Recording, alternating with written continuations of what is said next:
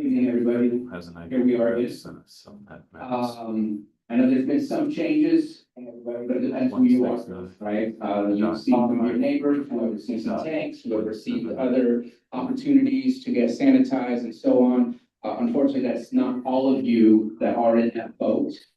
There is work to be done in order to try to get everybody where we want you to be.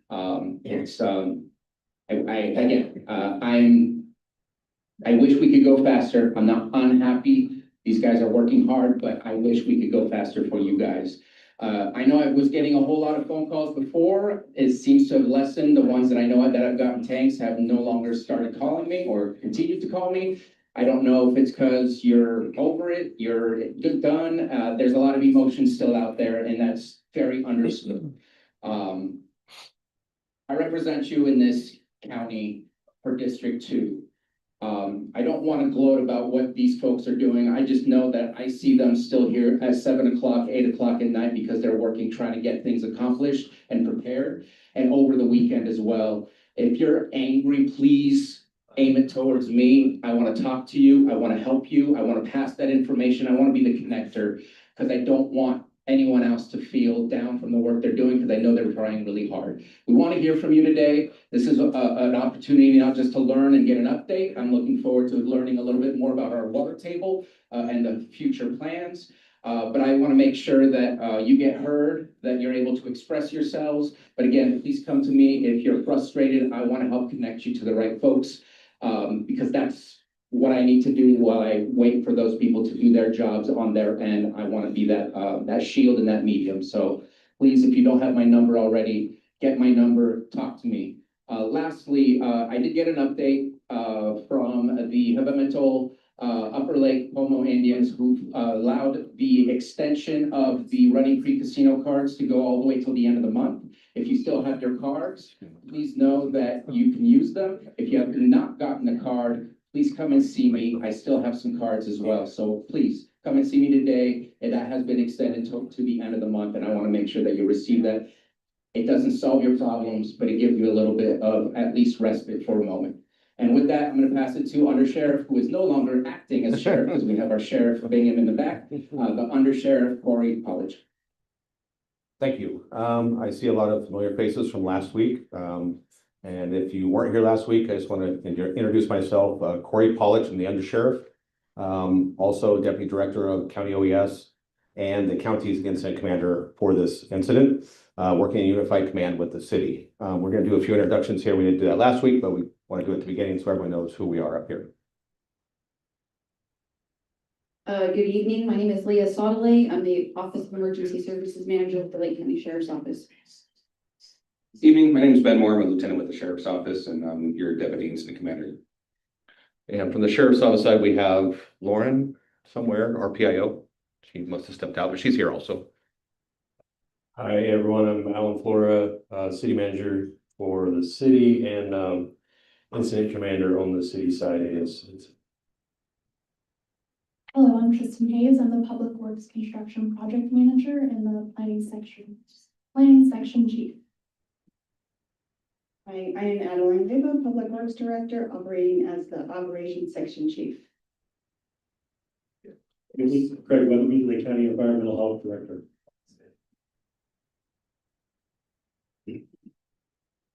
So I'll kind of start and give you kind of an update from where we have, from last week to where we are today. Some of our goals that we kind of talked about last week and where we went with those. So if you remember last week, we talked about our goal was to get everyone in that zone A1 spill area a tank who needed it. And we were able to do that.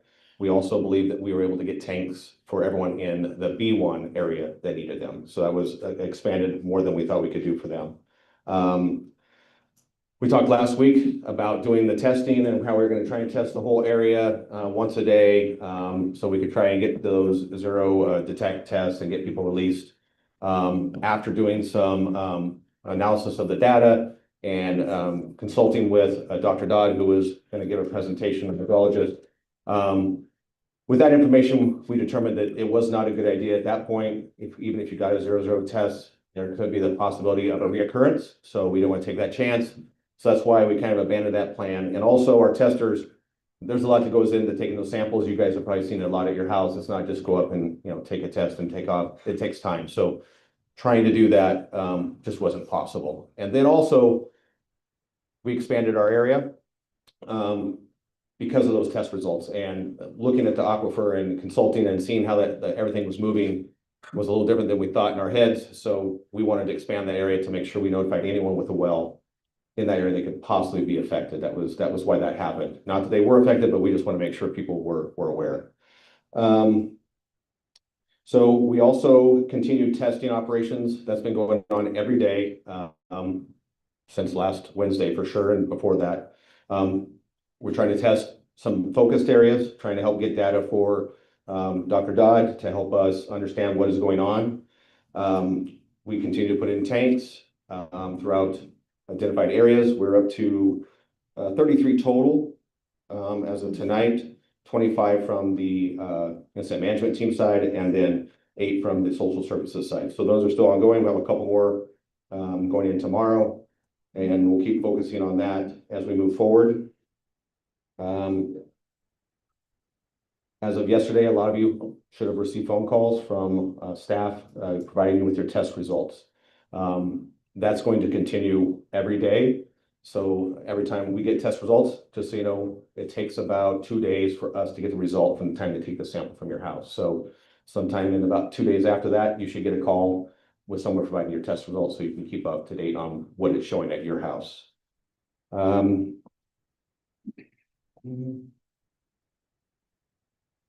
I'm going to turn it over to Dr. Dodd. She's has a presentation. Dr. Dodd is a hydrologist who we are consulting with. She has also done work in this area with the city before, so she's familiar with our area and kind of with this aquifer and what's going on. So I'll turn it over to her. Hi, everyone. This is Angie Dodd. Can you see my, I hope everyone's doing well. Can you see my screen? I'm sharing a PowerPoint presentation. And can you hear me? Okay, that's better. Go ahead, Angie. Okay, so you all can hear me? Yes. Okay, and can you see the presentation I have shared? Yes, we can. Okay. So good evening, everyone. I've been hired to assist with evaluating the aquifer and the groundwater impacts for the Robin Lane incident. What you see on the screen here is the area of kind of these, I don't know, you probably can't see can you see my mouse? Yes. Yeah. Yes, we can. So this is basically just a rough sketch of the study area, the spill, the rupture occurred here, and this is kind of the extent of the surface spill area that I observed from aerial imagery. Everything occurred within the Burns Valley groundwater basin, which I'm outlining right now with my mouse, basically within the alluvial aquifer of the Burns Valley basin. This aquifer is primarily composed of just stream, channel, gravel, and adjacent floodplain deposits of the Burns Valley Creek and adjacent unnamed creeks. I went through, so there's a bunch of well completion reports. There's the majority of wells within this area are domestic wells drilled in the shallow alluvium, and consistently the reports describe the alluvium as layers of gravel and clay, where the layers of gravel are the water-bearing layers. And looking at the well completion reports, the thickness is where everyone is kind of connected to is 100 feet or less. The thickness lessens as you get closer to the lake. Groundwater in the domestic wells is essentially unconfined water, and as said, domestic multiple times, primarily used for domestic purposes. This is just another visual of the Burns Valley aquifer, or sorry, Burns Valley groundwater basin, the kind of the study area, as well as an outline of the spill area on the surface, which you can see better here. So what I did is I looked at Google imagery not Google imagery, pardon me, the aerial imagery and videos that were taken on the day of the spill to kind of delineate where I saw surface water ponding. And this is kind of this is my beautiful drawing of the extent of where I saw surface water. And then I've done extensive in-depth analysis of all the water quality samples to get an idea of how this plume is moving through the aquifer. So these are the general paths that I'm seeing of movement. So we have one that's kind of generally going to the east and then down through the aquifer. And this one's directly from the spill going down into the west. So one thing that I was able to do based on when samples were taken and mapping the data and going through each multiple sample results at individual locations to get an idea of the plume direction and how things are moving. So I looked at the days kind of after the spill and when samples were taken to get an idea of where the plume is going. It's kind of follows the sampling efforts over time. And these directions are based on what I'm seeing in terms of elevated bacteria samples. So this is on January 12th after one day, and then you can kind of see January 14th after 3 days, then kind of extending after 5 days. And then the sample results continuously pretty much show the plume kind of in this area after about 21 days. I'll just leave it on that effort or on that for now. I've had some challenges in reviewing the data. The first challenge I've had is, there's no baseline information in this aquifer on what we're seeing in general.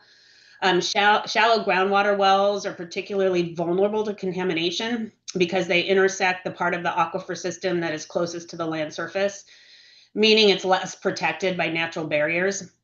So shallow wells are and the water quality in shallow aquifer are strongly affected by local land use activities. For example, septic systems, livestock, agricultural operations, road and land runoff after rain events.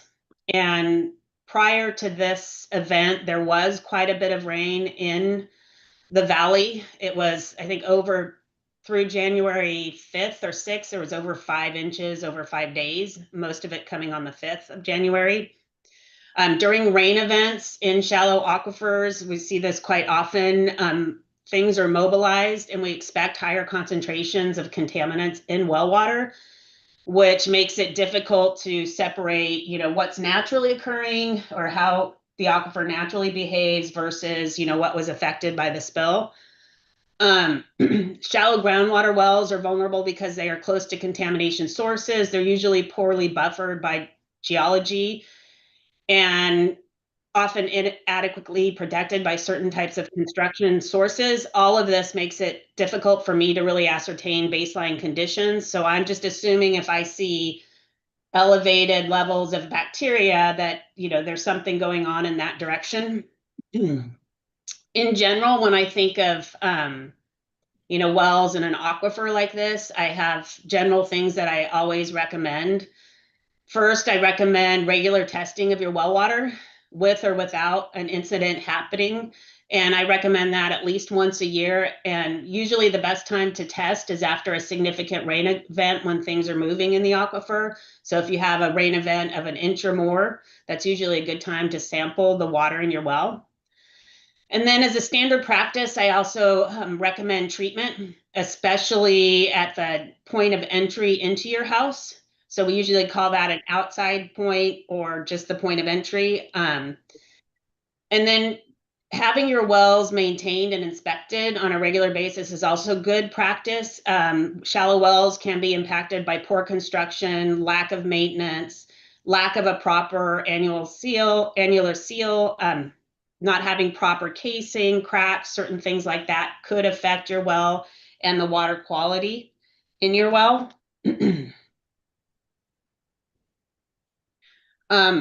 And then warning signs if you are having issues with water quality in your well.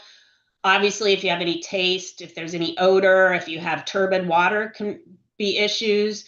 Definitely positive bacteria test results can indicate something going on with your well. If you have nitrate concentrations approaching or exceeding health limits, if you have frequent pump failures, or if you see sediment in your water, if you see low water levels, there could be something going on.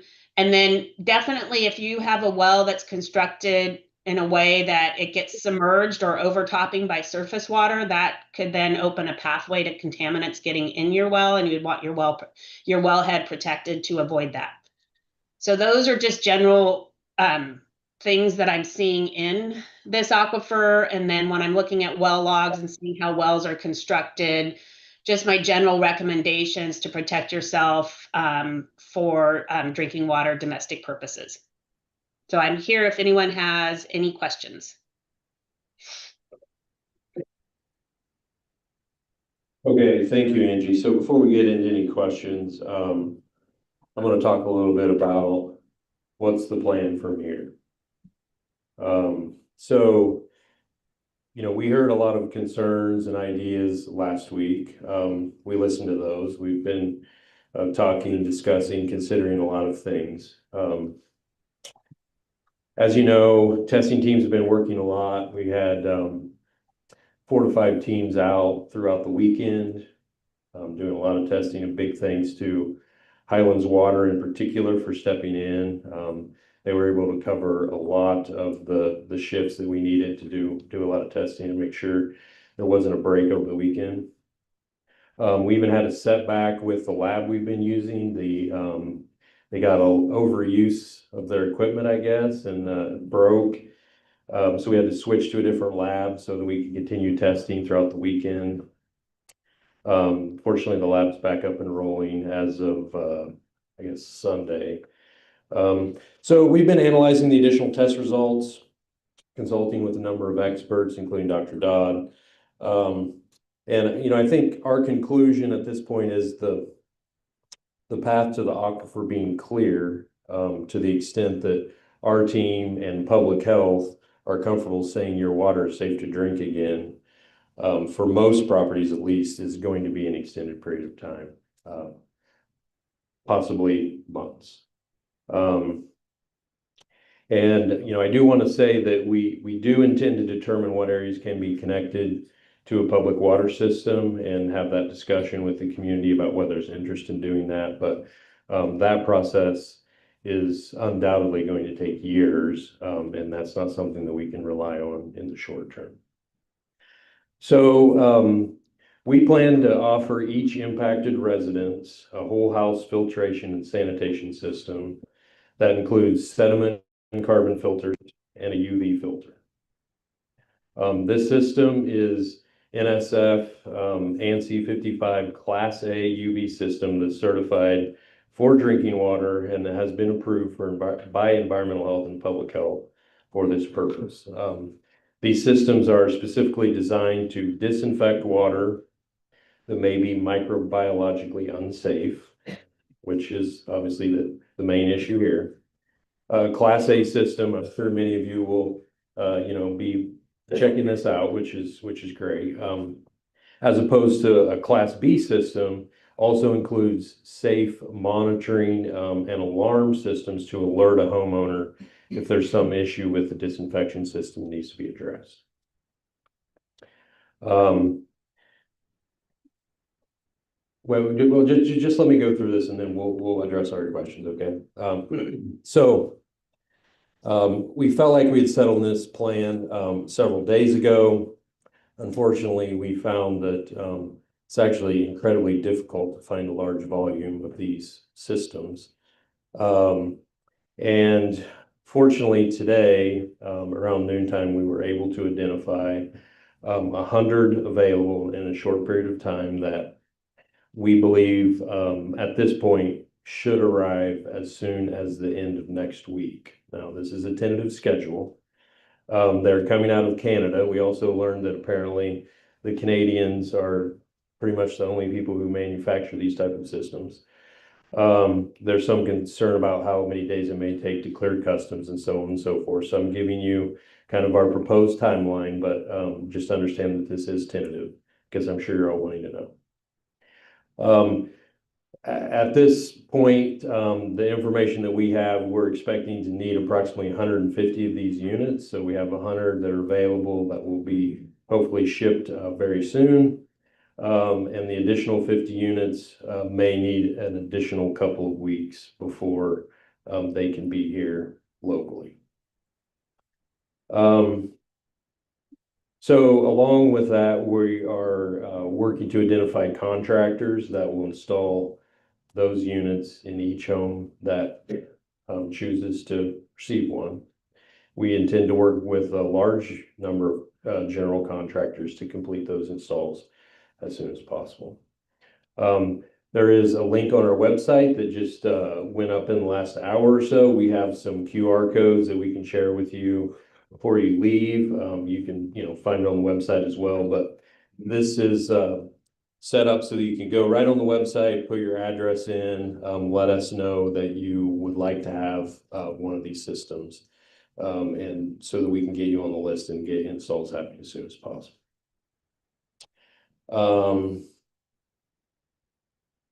The county will be covering the cost of the systems that they install, just in case there's any questions. I did want to point out there'll be more information provided on this, of course, during the install process, but these systems do require some maintenance, and that will be on you as a property owner to continue to maintain those systems and make sure they're operational. We've talked about tanks a little bit. They've been installed at nearly every home that has been communicated to us that they want one and has experienced elevated test results. We have prioritized if there's been a lot of non-detect test results, so we have not prioritized tanks at that location up to this point. But we do understand that these systems, while we believe this is the best sort of short and medium term solution here, they will all not be delivered and installed immediately. If there is interest in still having a tank installed, you can also, at the same location on our website, there's a form to request a tank. We will look at your test results and determine if it makes sense to do that. So we have been able to identify an additional supply of tanks. A supplier that has 52 tanks available for us right now can be here within a few days. We ordered additional 7 today. We'll be working on finding locations for those. The right of entry agreements that some of you are familiar with are included in this application. You can do it all online now to make it easy and quick. I did want to quickly point out, I know there's been some questions about the right of entry agreements. These are specifically to allow access for someone to install this on your property. It doesn't cover other things. That's the purpose of this agreement. And one of those will be required for installation of a tank or the filtration and sanitization system. A little bit more about testing. We're going to continue the testing program, a little bit more of a strategic basis. We spent the last week and a half getting the largest volume of tests for coverage throughout the area that we could. We don't think that is probably necessary over the long term. This has primarily been to educate Dr. Dodd on the situations out there and determine the overall aquifer impacts, which we feel like we have a decent perspective on it. That testing, as you probably know, is total coliform and E. coli has been the focus. We have, there's some questions about this last week. We have done tests on a number of other contaminants. Those tests are more complicated. They have to be done by labs outside of the county. Those results will be coming in over the next few days to educate what other contaminants that there may need to be a concern about. If you've not had a test lately and you would like to have one, please reach out to us. We're adding test requests to our testing plan every day based on your requests. So feel free to reach out and say, hey, I haven't had a test for a while and I would like to have one. And we will be reviewing test results on parcels that are within the zones, and there have been a very long series of non-detects from the beginning. It's possible that those properties will be released individually. We don't have the same perspective as we did last week with 2 non-detects and then moving on from there. But there are some parcels that have never had a detection from the tests, and those likely are not impacted. So, and then the last thing on that, we do plan to test after the filtration is installed to confirm that the systems are working correctly. And then a few things related to just information. Hopefully you're all familiar with the website and the daily updates that we're putting out. As the undersheriff mentioned, we contacted nearly everyone yesterday to share test results. We did discover in that process that we have, I don't know, a dozen maybe incorrect phone numbers or no contact information for some addresses. So if you have not received contact from the city, please let us know so that we can update that contact information and make sure that we can connect with you. And you know, I know we have received some requests of, I showed you last time we talked a little bit about, I think the test results that we get are probably not what you initially expected. There's not an enormous amount of information there. It's just the number itself. But there's been some requests for some type of paper or whatever that has combined test results for your parcel on it. And if that's something that's of interest from all of you, we're willing to work on putting that together. So again, stressing that this is our current and tentative plan. We've seen our plans change significantly from day to day based on information that we've been receiving. So we're sharing this with you tonight because we believe this plan is going to happen, but it is possible that some of this and the timeline may change. So with that, I think we are ready to address any questions. And again, my name is Lauren Berlin. I'm the Public Information Officer for the Lake County Sheriff's Office. I'll be walking around. I will try to get to everybody in the order you put your hands up. 2 things: we can keep the side chatter down so that everyone can hear the question and the answer. Also, the mic is for the Zoom attendants. I know we can all hear each other in the room. However, if you do have a follow-up, please allow me to get back to you with the mic when they have finished their answer. Okay, straight in the front. The water filtration systems that you're talking about, they're gonna be hooked up to the wells, to our wells. Well, they'll be hooked up between your well and your house. I think, you know, there's going to need to, it's not going to be the exact same situation for everyone's property, but yeah. Okay.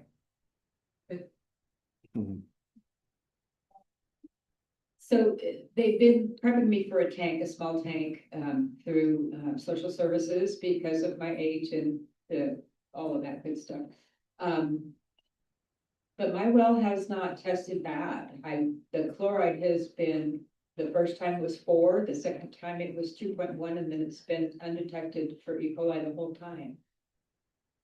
And I just had 2 tests done. I just had 2 tests done today and yesterday.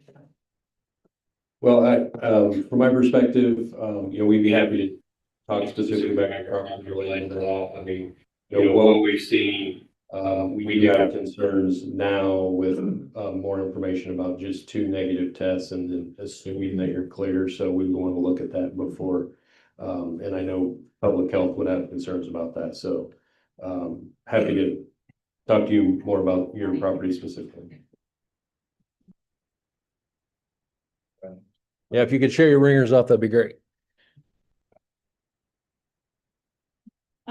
My question is, first question is it confirmed that we're not testing every well every day anymore? So is that correct? Correct. Right. Right, because we haven't had ours tested in over a week, so I have to go onto the website to request a test now. Is that what we're doing? City. If you want to request a test, you can just call the city and share your address with Jessica, whoever answers the phone at the front, and let us know that you want to test. Yeah. As some of you know, especially folks that receive tanks, the power was robbed from the well in order to power you guys' pumps from the tanks. So some of your wells have been rendered untestable at the moment. I'm working with the pump company right now to actually identify those so that we can return the wells to a sampling ability. So we can actually collect samples out of some of these wells. So if you have a well that doesn't have power, or you now have a tank, and the well is disconnected to the point we can't collect a sample, because there are a few of those out there. Do know that we are trying to get back out there and get those samples done as well. It just takes a little bit more work and more parts and more money to get your well ready so that we can make those collections happen.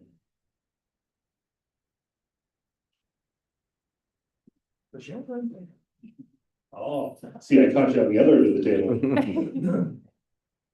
Trying to sneak in water. Thought I talked more.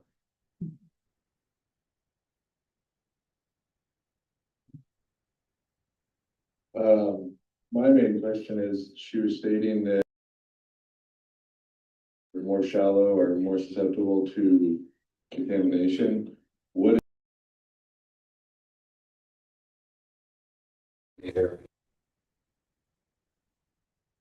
I can speak. The answer is very shallow. I think, when we talked with Angie, the average well depth is about 74 feet. And they range anywhere between 34 feet to 140 feet. Basically anything less than 100 feet is considered a very shallow well. And likely susceptible to, surface water intrusions and things like that. I do.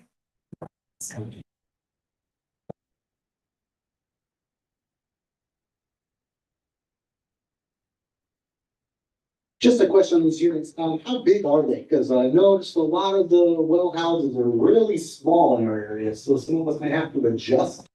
Pump houses, like some of them are like 4x4x4s, some of them are 12x12 by 10 feet high, but so how big are these units? Very scientific. The back wasn't that big. I don't know that we have the exact, harvest. They will come as one combined unit with the, sediment filter, the carbon filter, and the UV filter all as one package. And not everyone has well houses either, so there's gonna have to be other combinations, but, the ones that we've seen, I think are one.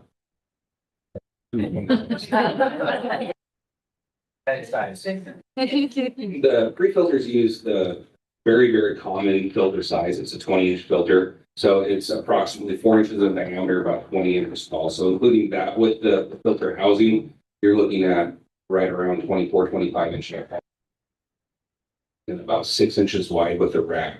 The UV reactor is anywhere between 20 and 26 inches in length. And then width-wise, it's under 4 inches, and that's going to be included in that rack. So you can think somewhere around 20 to 24 inches wide, another 24 inches tall. So the small well houses should not be a problem at all.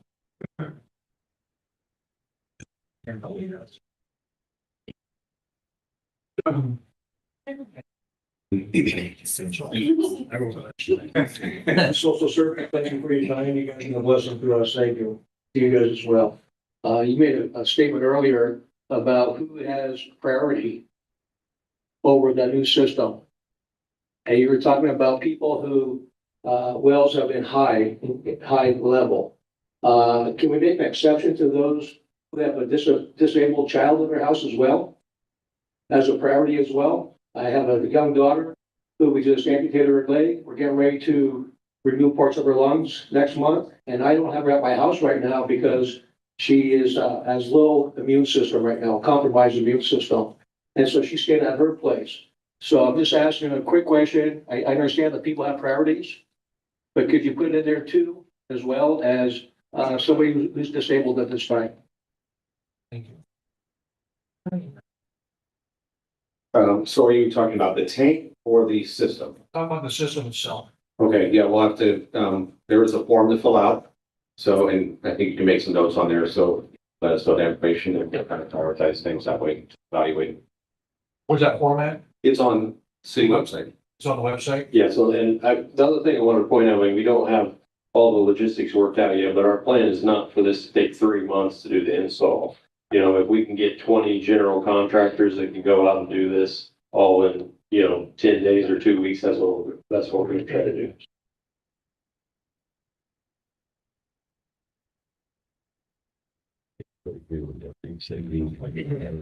I'll ask some members. Okay.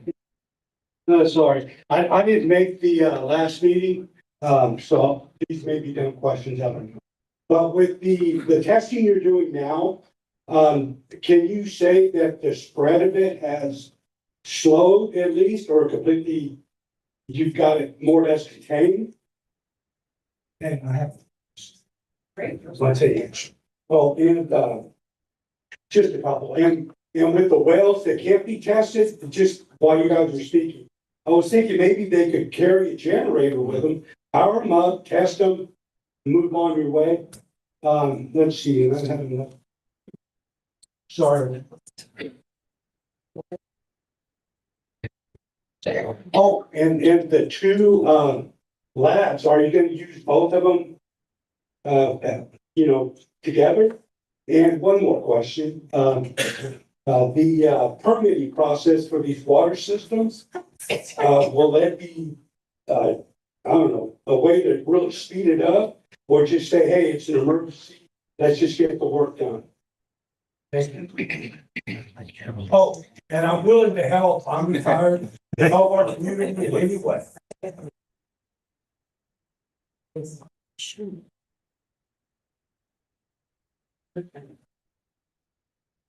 I'll take the last one. Yes, it is an emergency.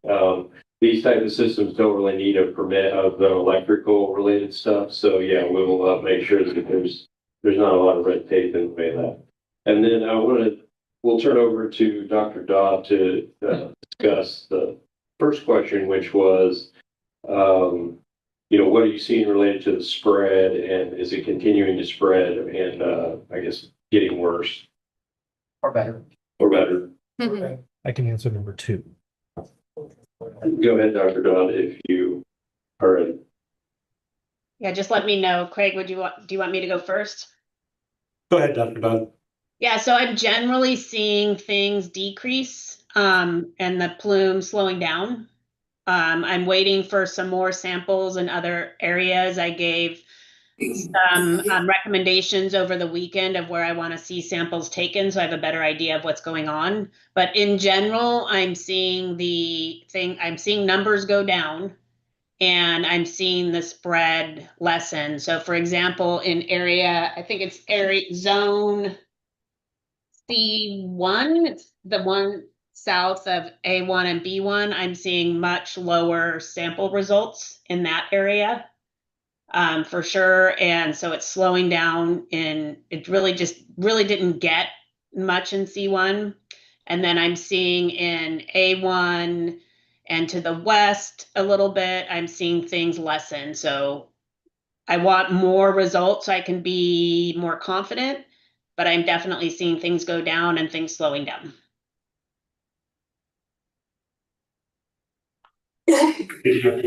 I'll take question number 2, which had to do with why don't we just carry a generator around? That's exactly what we're going to be doing. So good thinking.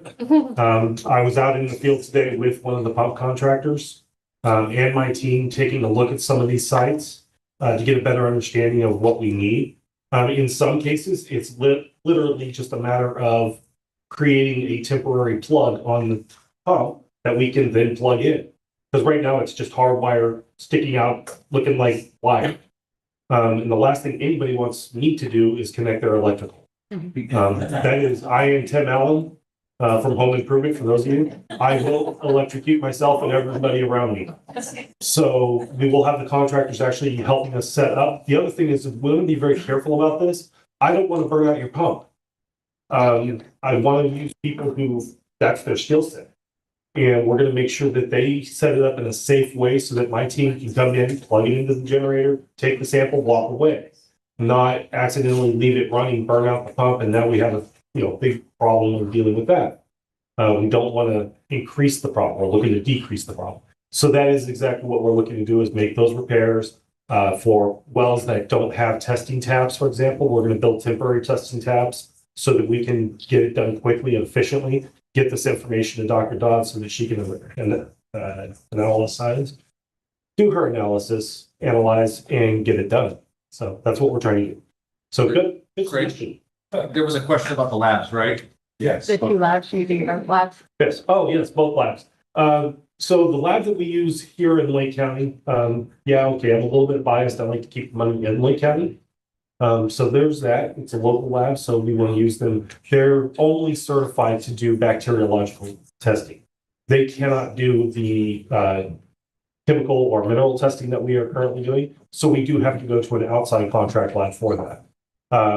The outside contract lab is the backup as well for the back tees if we had trouble like we did on Saturday.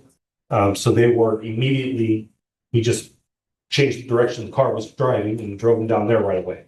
So they're already a backup lab that we work with on a regular basis. But they just have a lot more tasting capability for some of the more complex ones that we are now doing for Dr. Dodd. And they can turn those around quickly.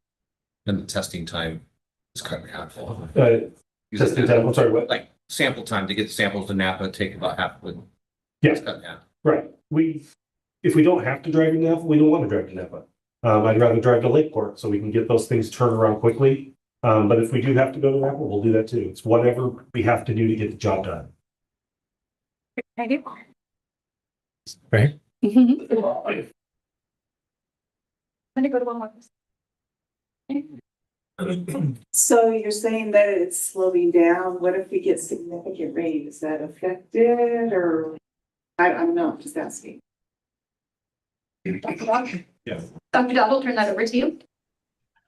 Well, definitely, my intuition, if we get rain, so we'll see dilution, but we'll also see mobilization of what's already there in the aquifer.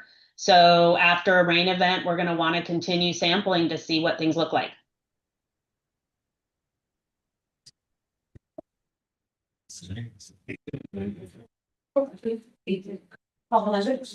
Can anybody tell me what the physical boundaries of this marshal fluid actually are? Dr. Dodd? So the physical boundaries, I can just show you what the sample results are indicating to me. And that last slide that I had kind of shows the general range of where I'm seeing elevated levels from the sample results. And so that's the general plume kind of extent. And I can share my screen if you want me to do that again. Not necessary. I already saw that. I was talking about the geographic boundary of this aquifer. Yeah, and if you want to share, why don't you just put your screen back up again, because it was showing right there on the slide, a couple. Let me, Thank you. yep. Give me one moment and I will share my screen. Technology. Can you see this right here? Yes. Okay, so this is the groundwater basin. So the extent is really the alluvial, and you'll see it eventually it'll get into the areas where people are on public water systems. It'll dilute and migrate kind of this direction. This is a physical barrier to the south. Can you see my mouse?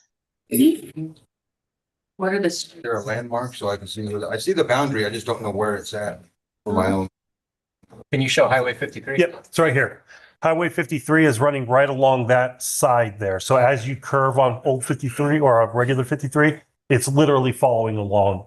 So that's the old highway, and then is this, I think this is Rumsey right here. All right. Does that give you a better idea? South of Olympic Drive. Yes. Yes. South of- It reaches all the way to the lake. That's sort of the southern boundary as it goes over towards the Olympic. It would be close to Olympic Drive, yes. Well, thank you. That was it. That's what I needed. Okay.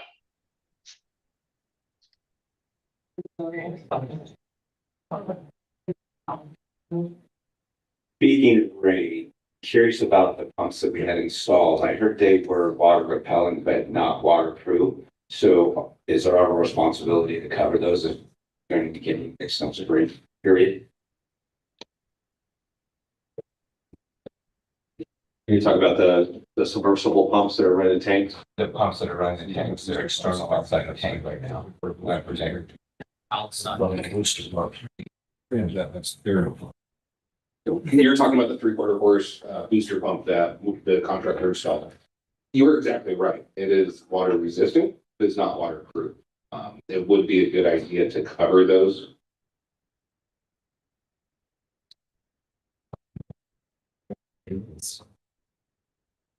Well, it hasn't rained yet, so it's. Yeah, we will double check that with the contractor who did install that. And get you a better recommendation. And then once we have that recommendation, we will post it on the FAQs. Appreciate it. Thank you.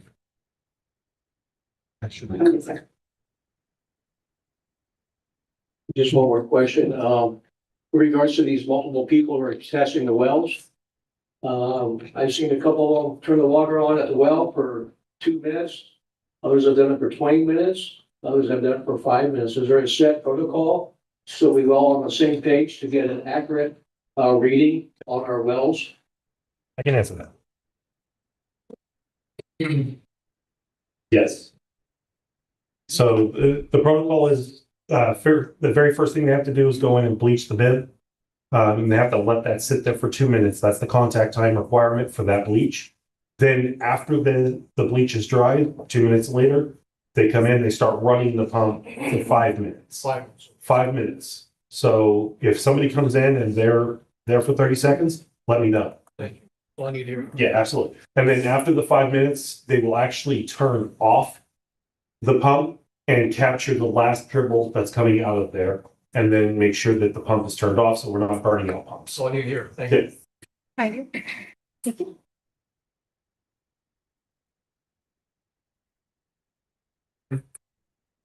Thank you. This question is for Dr. Dodge.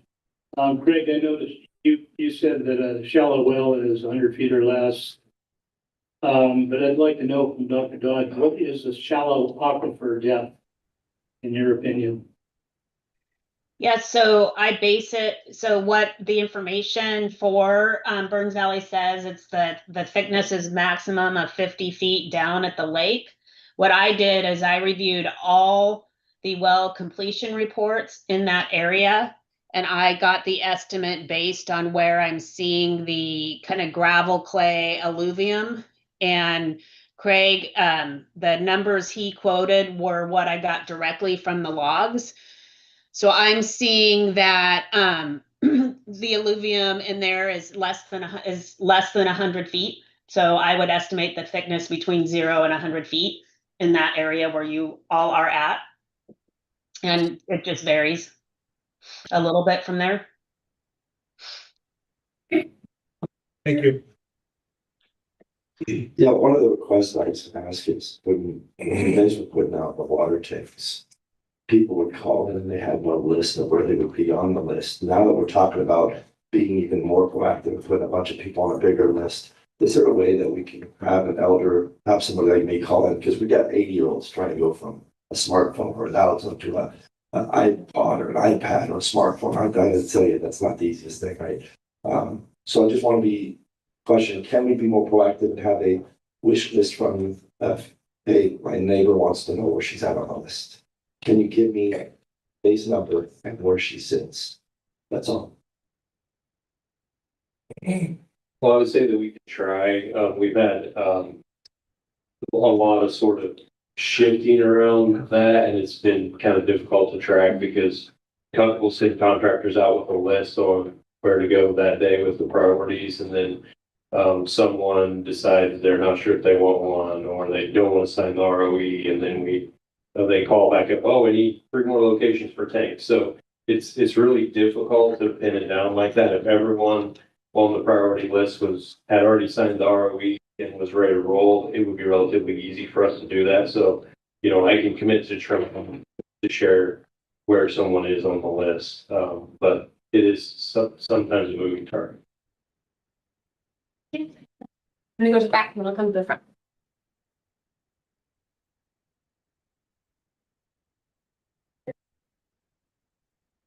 So, when we sign the paperwork to receive our tanks, we were told that we need to maintain them and keep up on them.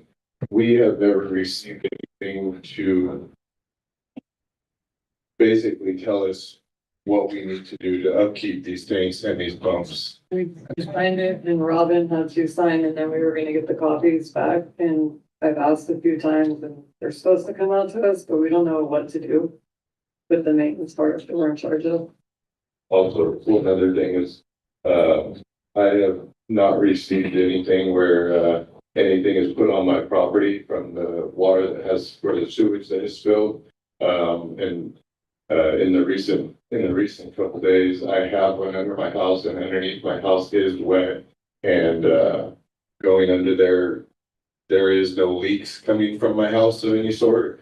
So is there anybody that's gonna come and maybe test underneath people's houses, check and see if there is any leakage underneath anybody's houses, anything that maybe has surfaced from underneath?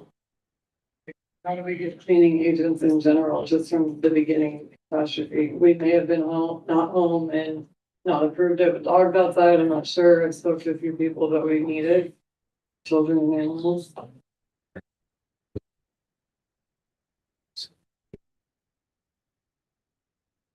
Can I get your address? 283 Robin Lane. It's the drop zone where all the. So we can, work on sending someone out to do an assessment to look at that and then try to address that issue.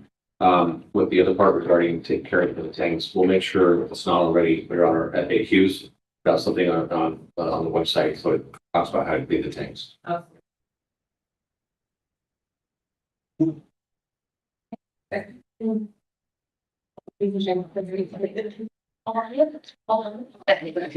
Residents received our water tanks. What happens to those tanks once our well becomes perfect again? What happens to those 1,500 and 2,500 gallon tanks? My face, please speak up. If you got a tank from social services, please keep it. I don't want it back.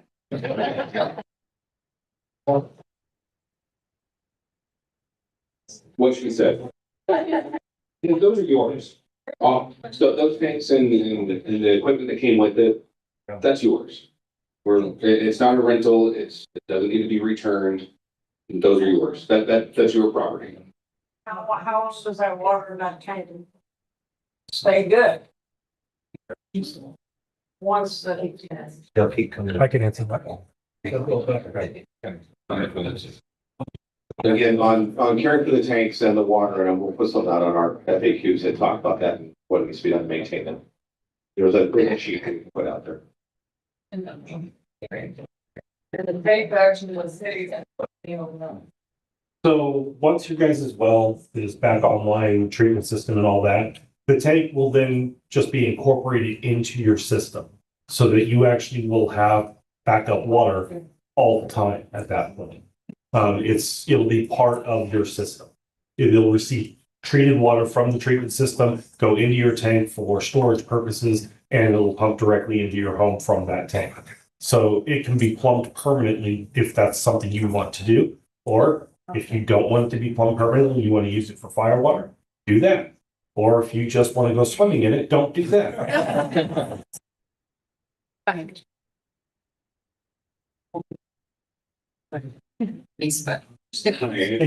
Working with Albert. Yeah, Albert, wherever you're in. Yeah, it searched under our house and completely soaked all our. Server broke them out today, they do assessment, they crawl under the house. Samples, a lot of pictures. Took moisture tests inside the house. Just have to wait for the results of that since it only happened today. But I was wondering where's the plan for remediation? I mean, I don't know how that works. Are they gonna actually dig out soil, crawl around under my house? And I mean, I've heard they can set off like a chlorine bomb under the house to kill everything under there. Sounds fun. It was smell. Wait for the answer first. Use the answer. Use the answer. I was being distracted. Sure. Hold it, questions down. I'll give you all the information tomorrow. Each location is a little bit different. The houses are a little bit different. Yours has the add-on. So once we figure that out, we'll communicate with you and we'll figure out what we're going to do. You know, we had to call somebody in from out of the county because I called Restoration Management to get certified people in the county and it was very sparse. So I called somebody from out of the county. We have to have someone else come in and look at that too. Yeah, I was just. Yeah. Well, you'll know. What the timeline was. Yeah, they just messaged me before I came in with a couple of videos and they said tomorrow we'll have the results. Okay.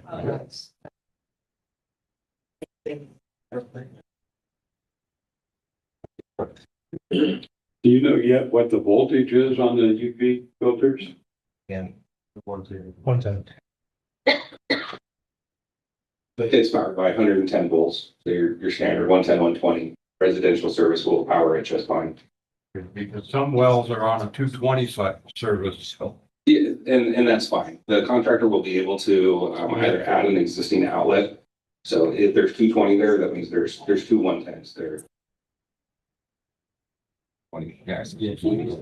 Yeah. Good math. Thank you. So given the admission that infrared procedures or testing were used earlier in this response, can you clearly state what exactly was incorrect with the testing and how that error was identified and what safeguards are you guys currently in place to prevent the same mistake from happening again? Because we need to have accurate results in order to know what's happening ourselves.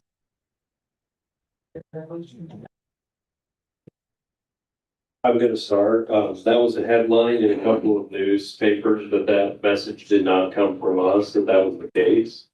Our message was that we wanted to make sure that there was more consistent and comprehensive testing.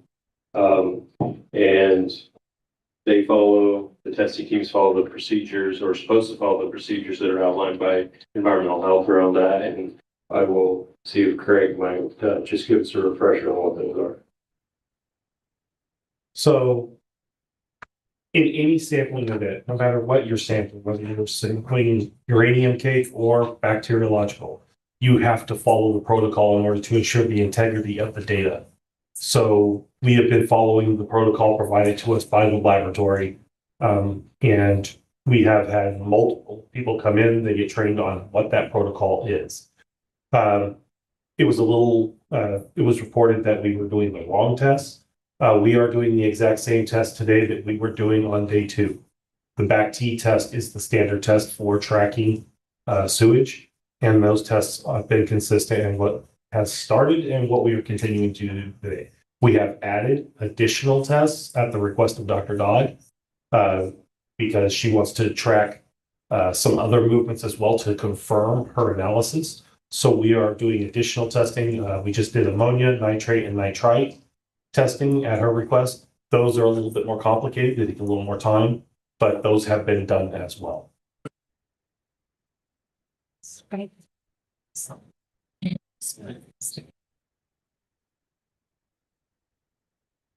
getting text on Zoom basically that they can't find a QR code. Where would we find QR code for the tank and for the other thing? They said it's not on the website. Maybe there's a wrong website, but if we can make it clearer, maybe put on a screen so someone else can take a picture of it. Website should be updated. It's on the top of the response website. If we can't put it on, we will. However, if you go to that website, there should be 2 options for you, both the flyer that was going to be distributed tonight, that we do have in the front here as a physical copy, and then also on the website itself.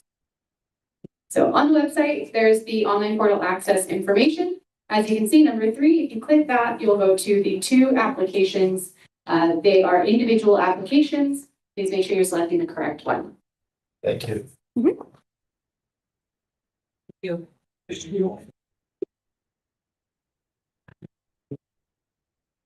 How can we get the same people to come in back to test our wells instead of having 15 different people going on one front?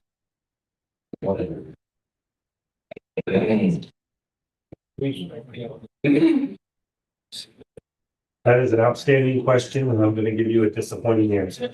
I apologize for that. There are senior environmental health specialists Thank you. in the county of Lake We have been a resource request that went out for operators to assist us. So we've had folks from City of Lakeport, City of Ukiah, Call Water, basically probably every water operator we could, people who were qualified to take these tests. We try to reuse as many people as we can, but they are loaned to us from their agencies to do this. So we work with whatever boots they give us. And we do the best work we can. I have 2 inspectors who have consistently been in the field since day one. Ashley and Cheryl have done an absolute bang up job. They've worked really hard and they try to be consistent, but they also have to cover a lot of ground too. So we can't always promise you're going to get the same tester every time. Sometimes you're going to get a new crew. However, for security purposes, and I'll just reiterate this to you, if anybody shows up to your house to take a sample, ask them who they are.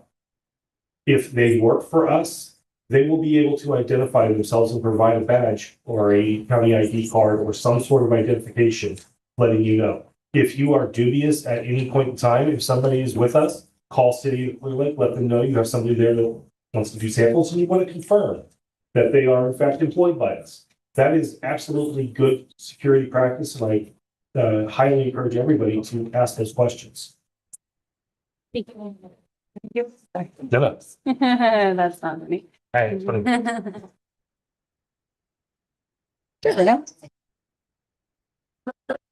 Sorry, Alan.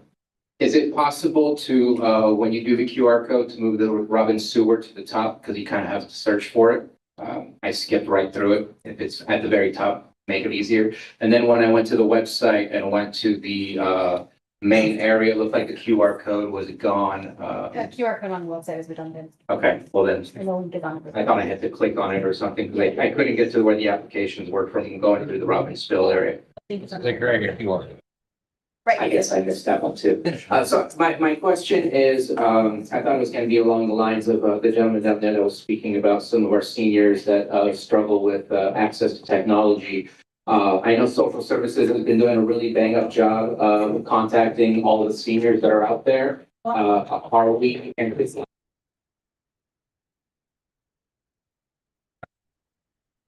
if you meet Tara, she'll be your best friend. Yes. So, are we anticipating social services to be the liaison? Majority of the folks that are seniors out there, just in case, no offense to the seniors, that they're not technologically savvy in order to sign up online. Just wanted to make sure that they had the same capability of submitting their applications as quickly as everyone else. I was already whispering to Tara to do that. Good question. Yes, that's. You're dragon link, I'm not taking. Well, obviously you love these guys, which we understand, that's fine, but, you know, if you want to contact the city or come down here, we have a public computer out there, we're happy to, additionally help anyone through the process. It was just, if we're out in the field and you see her, Tara would also be happy to help you out in the field if that's cool with everybody. Absolutely.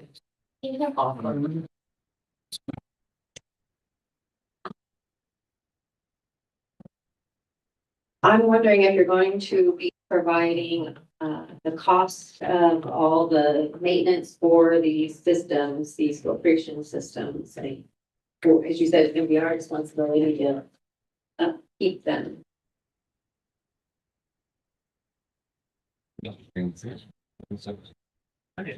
Just want to make sure I understand the question. So once it's installed, any maintenance after that, you were asking about if we are going to provide any of the stuff that's required for the maintenance of it? Then on the homeowner, right, so you're putting in these filtration systems and then, we are to, maintain them, right, so how much do the filters cost, what's the maintenance, like, is all that gonna be provided to us before we even agree to filter? That's something we can try and do. We don't have that in front of us tonight, but we'll put it in the FAQs, so it's out there.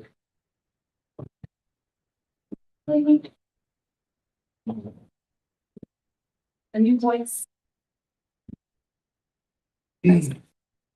Is every well that draws from the aquifer eligible for a sanitization system? One, and then two, what about the folks that have agricultural wells on their property? I know some of those aren't being tested. Are those gonna also be eligible because they have livestock? And then I know some people are they grow their own food and they haven't been able. Yeah.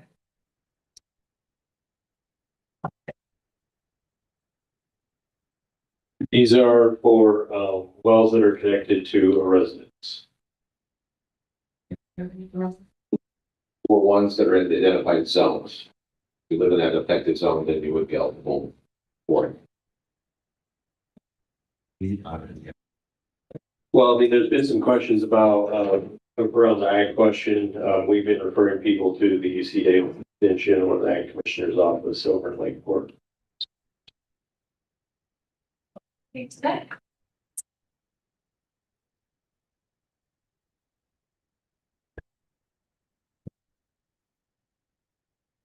have a question to the social services ladies. I know you're probably aware of the Hispanic woman on Pamela, disabled son. I've been helping her, and you guys have someone through the crisis center that's helping. Are you guys gonna give her this information or for me to do that and keep putting my friend at the work? But I know you guys have helped a lot. So will she get this information to what are we getting in the UV? I can't talk about specific people specifically, but I can say in general, yes, if we've been in contact with someone, we'll continue to help. Thank you. Very sorry. I just want to circle back to the testing question. So as I'm understanding, you're saying that there were no incorrect procedures or testing that was done. Because when environmental health told me yesterday, it was our results, they said that 2 of the tests were taken from the spigot, 2 of them were taken from the well tap. So that's already an inconsistency, as well as I'd already shared this last city hall that our water softener and our filtration was still attached. So I'm trying to understand the correlation between saying that there wasn't incorrect testing when there was. So.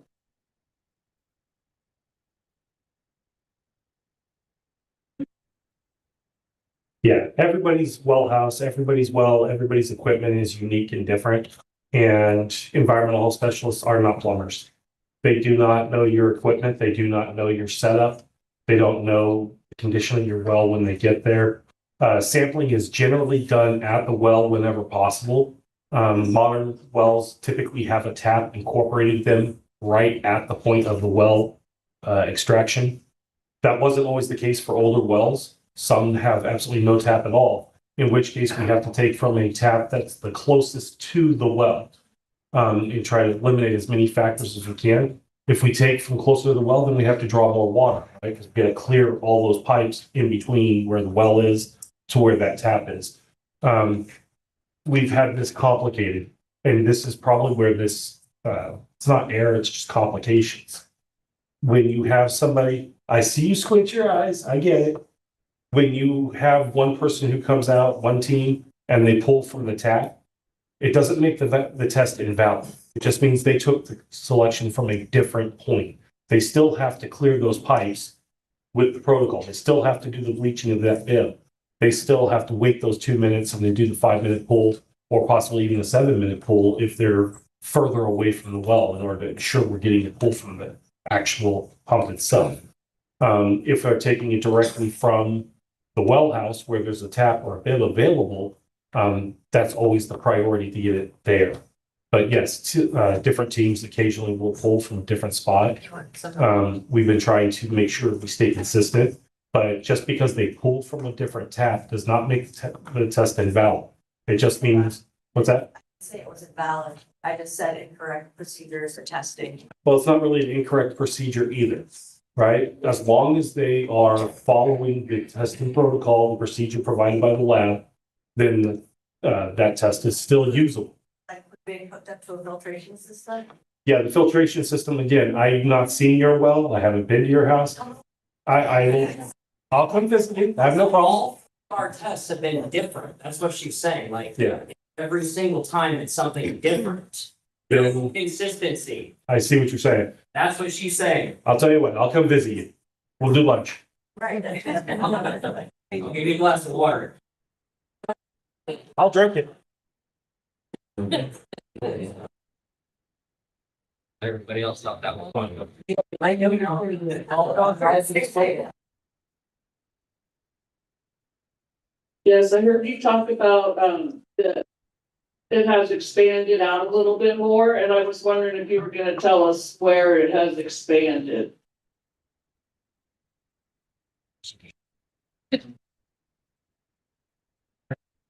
Well, I mean, you can see these updated maps over here show the expanded area. And it covers the area that Dr. Dodge showed on her maps with the arrows on where the plume was moving. And this was talked about a little bit briefly. I mean, we don't expect the footprint to increase anymore beyond this based on the test results we've seen, as well as the south and western sides of this are really bordered by public water systems, south primarily Highlands, and then you go directly west from this, it gets into Golden State's area. And so there's not the same concern with private wells at all.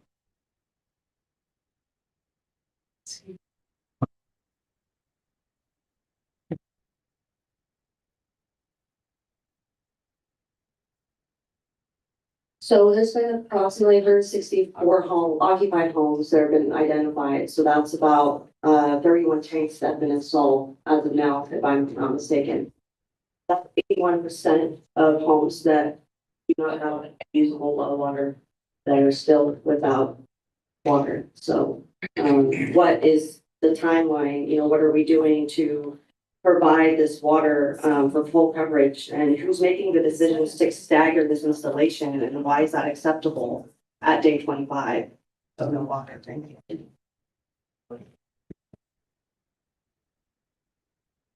So the staggering, we don't know how that is gonna look for installation of these things. We're hopefully gonna have them on the ground here in less than 2 weeks. We're gonna try and get as many contractors as we can. We hope it goes really fast. We all want it to go fast, believe me. I wish it would be done in a week, but we just don't know.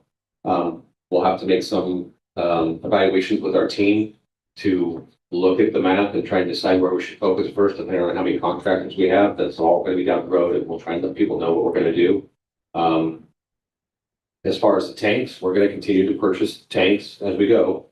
And try to evaluate where those need to go based on testing results. There are a lot of self tanks out there. I know this says 33 tanks is how much we have put out there between the social services and the team. There are a lot of people with their own tanks out there. I don't know that number, but just from us trying to find places, our people have gone out to evaluate for a tank and they already have one. So I don't know what the number is. There's quite a few out there.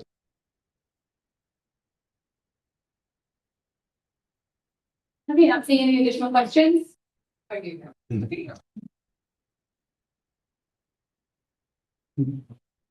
So lovely Tara from Social Services has got me set up to have the smaller tank.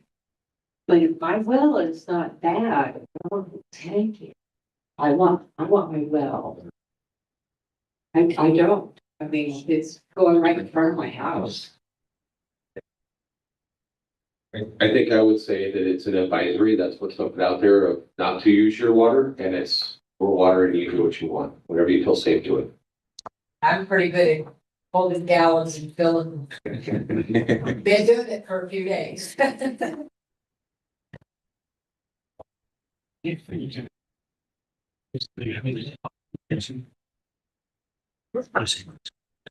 I'm just curious if you guys have any new information about how much of that $750,000 that was allocated, how much of that's being used, or how much of that's left, or any sort of information or number you can give us about that emergency funds. I don't have that number sitting right here today. A lot of that funding that's been going out there and being used for all the various things that go with this, with the water supplies up there by special districts, all those trailers, tanks for getting the water deliveries. So a lot of that is very expensive. I don't have the number of how much has been spent. It's very expensive. There was a question raised that contractors are going to see providing some of this work. Sorry, I'm getting a little aggressive and I'm going by on here, but are the contractors going to be licensed or unlicensed? Because we had some folks volunteering to do some unlicensed work, if that was the case, right? So seriously, what was it? Absolutely licensed. You got some out there, huh? I believe it was Mark Roberts, if that's his name, told me on the phone that you're gonna develop a schedule to refill the tanks on a regular basis. Will you contact us to let us know what that regular basis? Sure. Yeah, we have a regular schedule laid out for everybody. If you request a certain day, we will certainly get to you on the day that you requested. And if you request a call beforehand, we'll do that as well. That goes for egg water as well.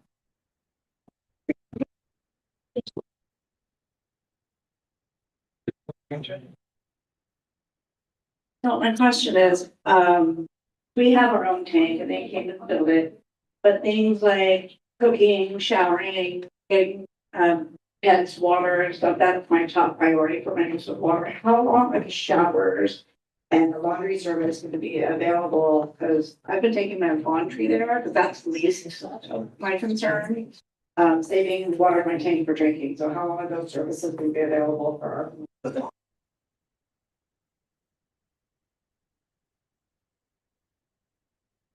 We don't have a firm date, but, we're tracking the usage of that. And, I think as long as there's significant usage, it'll still be available. But obviously our primary goal is getting you back to normalcy in your home. So, We'll start getting tanks. I mean, less and less use there. So, yeah, I mean, we won't be able to provide you full need service over the long term, unfortunately. well, you got it. Wonderful. Yeah, that's very good. I know all of this is about curing the problem that we're facing right now.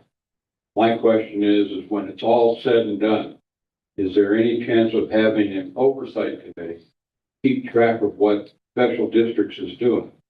Because it's obvious you have 60% of your valves fail all in the same day, that the maintenance really hasn't been done.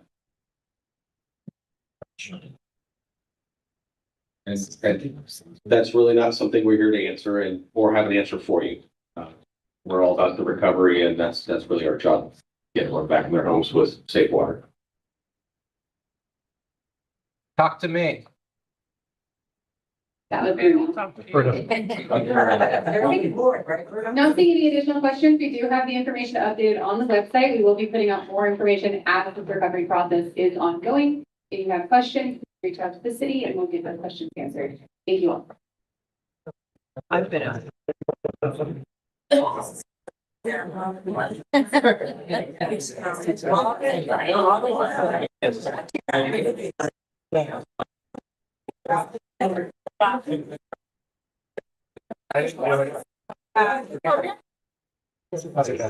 You know, Victoria, yeah, you guys, that one.